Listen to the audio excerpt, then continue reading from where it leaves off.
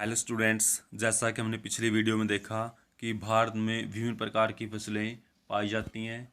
उसमें अलग अलग श्रम की, अलग अलग पूंजी की, अलग अलग भूमि की आवश्यकता होती है और वो अपने विशेष क्षेत्र में और विशेषताओं के कारण ही फेमस है। अब हम देखते हैं कि जो हमारी कृषि है, इसका हमारे देश की आय में या लोगों को रोजगार देने के मामले में क्या योगदान है। तो चलिए हम शुरू करते हैं कि जो हमारी भारतीय अर्थव्यवस्था है वो रीढ़ की हड्डियाँ काम करती है।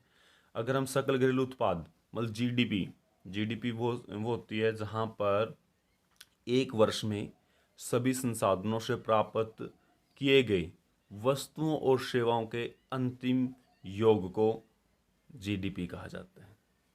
तो उसमें जो कृषि का योगदान का अनुपात है, लगातार 1951 से घटने के उपरांत में भी 2010 और 11 में देश की लगभग 52% जनसंख्या के लिए रोजगार और आजीविका का साधन बनी हुई है। मतलब ये अब भी 2010 और 11 तक ये आंकलन के अनुसार बताएं तो 52% जनसंख्या के लिए रोजगार के साधन उपलब्ध करवा रहा है। करें तो कृषि सकल घरेलू उत्पाद में घटता गंभीर चिंता का विषय है कि लगातार जो हमारा योगदान है कृषि के क्षेत्र में, कृषि का भारतीय अर्थव्यवस्था के क्षेत्र में कि जो कृषि का सकल घरेलू उत्पाद में घटता अंश गंभीर विषय है, क्योंकि कृषि में किसी भी प्रकार की गिरावट और प्रतिरोधक अर्थव्यवस्था के अन्य क्षेत्रों में गिरावट लाएगी, जो समाज के लिए व्यापक और निरर्थक है। जैसे कि अगर हम बात करें, आज अगर कृषि की फसलें कम होती हैं, कपास कम होती है, तो कपड़ा उद्योग जो जिनको कच्चा माल के रूप में कपास का इस्तेमाल किया जाता था, तो वहाँ उत्पादन में कमी आ जाएगी।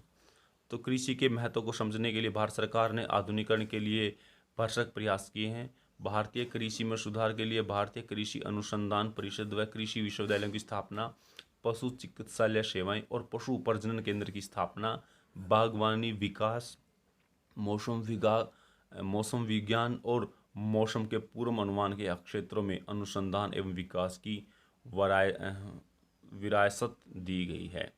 देश की पर्याप्त मात्रा में रोजगार के अवसर उपलब्ध नहीं हो रहे हैं, तो कृषि के विकास की दर कम हो रही है। तो जो एक चिंता की स्थिति है और वर्तमान में भारतीय किसानों को अंतर्राष्ट्रीय प्रतिस्पर्धा के लिए बड़ी चुनौती का सामना करना पड़ रहा है। इसका मतलब ये है कि जो आज व्यक्तियों को अगर रोजगार बाहर किसी क्षेत्र में नहीं मिलेगा, तो वो क्या करेंगे? उनके पास कृषि है और वो कृषि में ही काम करना शुरू कर देंगे। इससे बहुत सारी समस्याएं तो ये आती हैं कि हमारी जो कृषि है विदेशों में होने वाली कृषि का मुकाबला नहीं कर पा रही है। इसके अंदर एक इन्होंने सकल घरेलू उत्पाद में कितनी वृद्धि हुई थी ये दिखाया है। अगर हम बात करें पहले 2013 और 14 में, तो 4.2% की वृद्धि हुई थी, और अगर 2014-15 की बात करें तो इसमें कमी आ गई थी -0.2 की, और 15 और 16 में बात करें तो इसमें 1.1 की वृद्धि हो गई थी। कृषि के अंदर अगर हम बात करें उद्योगों के अंदर 5% की वृद्धि हो गई थी, और वहीं पे 14 और 15 में भी 5.9% की वृद्धि हुई, और 2016 में 7.3% की वृद्धि हुई थी। अगर ऐसे सेवाओं की बात करें, 2013 और 14 में 7.8% की वृद्धि हुई थी, और 2014-15 में 10.3% की वृद्धि हुई, और 15 और 16 के अंदर 9.2% की वृद्धि हुई थी। और जीडीपी क्षेत्र में अगर हम बात करें कि जीडीपी में कितनी वृद्धि हुई, तो जीडीपी में 13 और 14 में 6.6% की वृद्धि हुई है।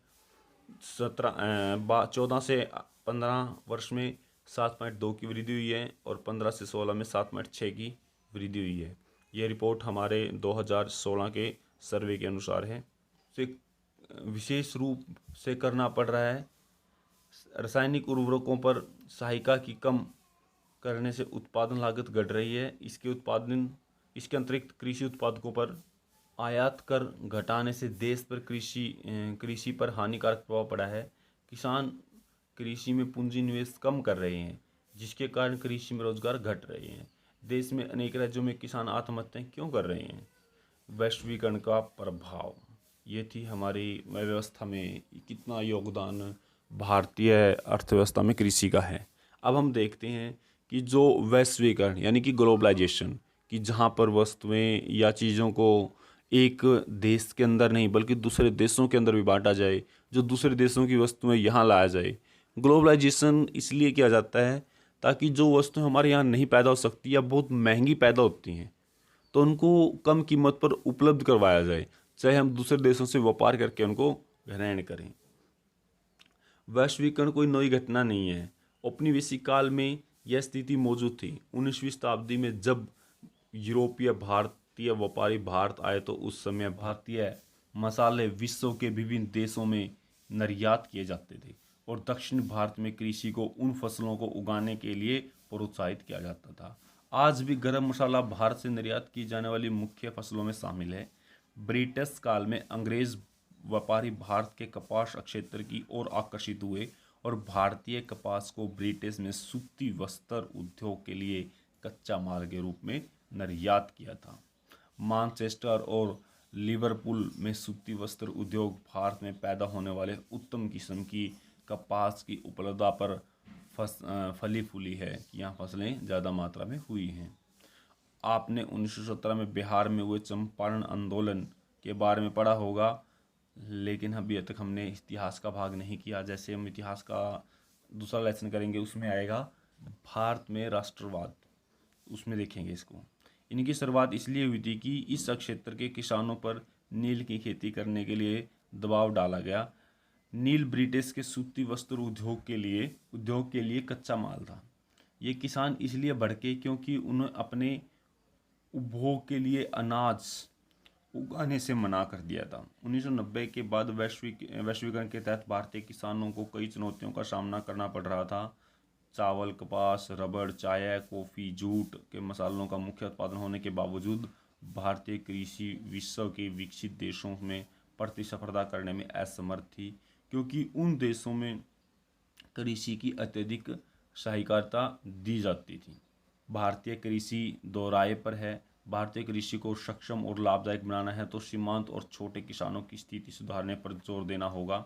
हरित क्रांति ने लंबा चौड़ा वायदा किया है, परंतु आज यह कोई विवादों से घिरी हुई है। यह आरोप लगाया जा रहा है कि हरित क्रांति के दौरान रासायनिकों के अधिक प्रयोग, मूल जलवृद्धि के सूखने और जैव विविधता विलुप्त होने के कारण भूमि का नवीकरण हो रहा है। नवीकरण होता है कि उसकी उत्पादन क्षमता लगातार कम होती जा रही है या घटती जा रही है या ज़्यादातर कृषि बंजर होती जा रही है। आज जीन क्रांति संकेत शब्द जिसमें जेनेटिक इंजीनियर सम्मिलित है, वास्तव में कार्बनिक कृषि का आज अधिक प्रचलन है, क्योंकि यह उर्वरक और कीटनाशक जैसे कारखानों में निर्मित रासायनिकों के बिना की जाती है, इसलिए पर्यावरण पर इसका नकारात्मक प्रभाव नहीं पड़ता। कुछ अर्थशास्त्रियों का यह मानना है कि बढ़ती हुई जनसंख्या के कारण घटते आकार के जोतों पर यदि खाद्यान्नों की खेती होती ही रहती तो भारतीय किसानों का भविष्य अंधकारमय है। भारत में लगभग 83.8 करोड़ लोग 25 करोड़ हेक्टेयर भूमि पर निर्भर हैं। इस प्रकार एक व्यक्ति के हिस्से में औसतन आधी हेक्टेयर से भी कम भूमि आती है और भारतीय किसानों को शाश्वत परिवर्तन करवाना चाहिए और खाद्यान्नों के स्थान पर कीमती फसल उगानी चाहिए। इसमें आमदनी अधिक होगी और उसके साथ पर्यावरण नियमीकरण में कमी आएगी। फलों, औषधियों, पौधे, बायोडीजल और सब्जियों को उगाने के लिए चावल या गन्ने से बहुत कम सिंचाई की आवश्यकता होती है और भारत में जलवायु विविधता का विभिन्न प्रकार की कीमतें फसलों को उगाकर उपयोग की जा सकती है। कि जेनेटिक इंजीनियर बीजों ने नई संक्रमण किस्से की आविष्कार करने में शक्तिशाली पूरक रूप में जानी जाती है। मतलब यहाँ पर इन्होंने एक नए बीज का आविष्कार किया था जिसको हाइब्रिड बोलते हैं। अनाज के स्थान पर ऊंचे मूल्य की फसलों में लगातार शाश्वत रूप में परिवर्तन आने का अर्थ है कि भारत को खाद्यान्न पदार्थ का आयात करना पड़ेगा और 1960 के दशक में इसे एक आपदा के रूप में देखा गया होता।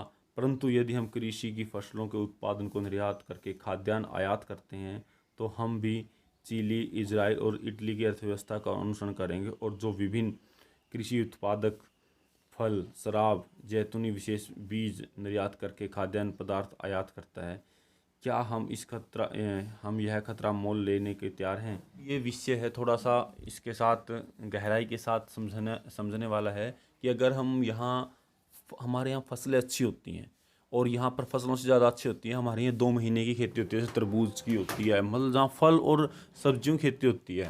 अगर हम विश्व के अंदर इनकी ज़्यादा मांग है और हम यहाँ ज़्यादा पैदा करेंगे तो हमारे यहाँ आयात बढ़ जाएंगी।